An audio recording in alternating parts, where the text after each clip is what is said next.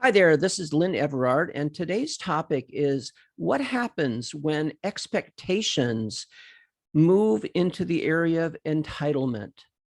We've talked about expectations in the past, and we've looked at it from the perspective of expecting things from other people or being attached to an outcome.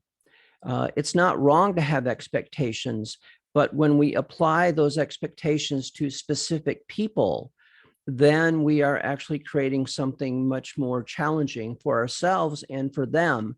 Oftentimes, our expectations are hidden in the sense that we don't communicate that we have those expectations.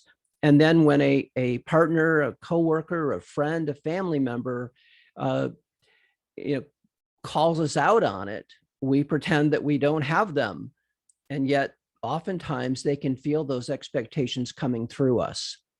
So today, what I'd like to talk about is what happens in our world when those expectations move into the area of entitlement. One of the things that I think about with this is in any number of situations where let's talk about relationships or even in the dating world. Uh, in relationships, there are expectations that exist. And when we talk about them, it's great because that gives the other person an opportunity to say yes or no. And we can present our expectation as more of a request. Whenever we're requesting something, that's when we create the opportunity for someone to agree or disagree or to say yes or no. When we are able to speak our truth, and we are then able to communicate our needs and our requests without having to resort to this kind of expectation slash manipulation that we can get into. And I really expect them to do this, but I can't tell them. So I'm going to manipulate the situation either with words or actions. Perhaps I'll work through other people. Perhaps I will create a huge ruse that will convince this person to give me what I want. And that way I can do it in such a way without ever feeling like I was rejected or that someone said no to my request. But the best policy is going to be able to speak the truth of your need, your desire, your request of another person, and give them the freedom and the flexibility to say yes or no. If they say yes, great. And if they say no, have you really lost anything? You probably haven't, although your ego is ready to make up a story about it and about how they did something to you by not saying yes to your request. Where this gets particularly troublesome and perhaps even dangerous for some people is when those expectations become entitlements. When someone has a sense of entitlement, this has gone way beyond the sense of an expectation. Entitlement means you owe me and that I intend to collect. So entitlement really changes the situation. It looks at the other person as less than. It is really clear at that point about the manipulation, about what you are determined to get for yourself.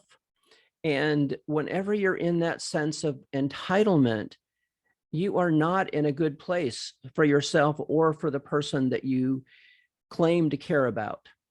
Now, one of the things that's happened in our culture, and I see this after my own divorce, I found myself in the world of the internet, and eventually you'll run into these dating gurus, pickup artists, whatever you want to call them. And they've created this fascinating concept called the friend zone.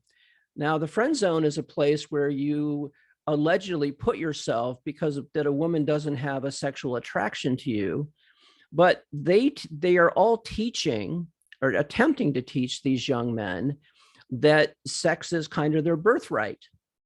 But that's also creating an entitlement mentality. And so it becomes very dangerous when that happens. And the fact is that everyone gets to choose. And part of what we've been dealing with in our society for many, many years is this notion that women owe sex to men. And it's simply not true.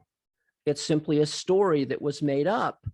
And many of these so-called dating gurus have used this to their advantage to separate young men from their money with the promise that they will get something if they just go into that entitlement mindset.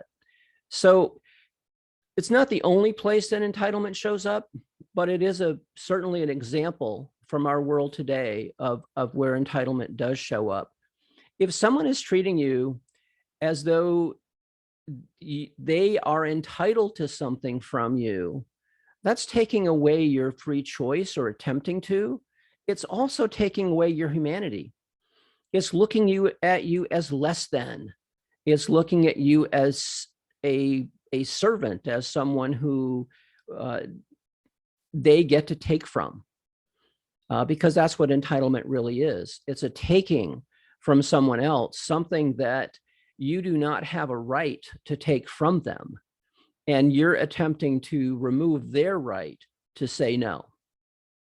So I hope that clarifies it a little bit and also helps us see that whenever we start getting into that slippery slope of entitlement, that it has the potential to create serious problems for us.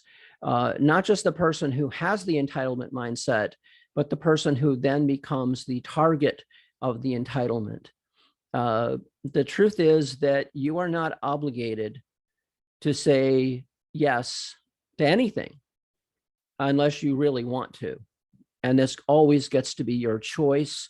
And if someone doesn't respect your right to have choice in your life, they're probably not the person you thought they were, and they might not be the kind of person that you'd like to have in your life. So with that, I will sign off, wishing you all a great week.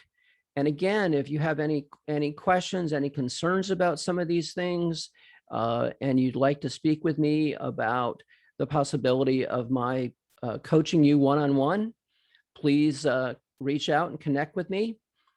You'll find the information in the notes. And once again, thank you for tuning in. I'll look forward to seeing you next time.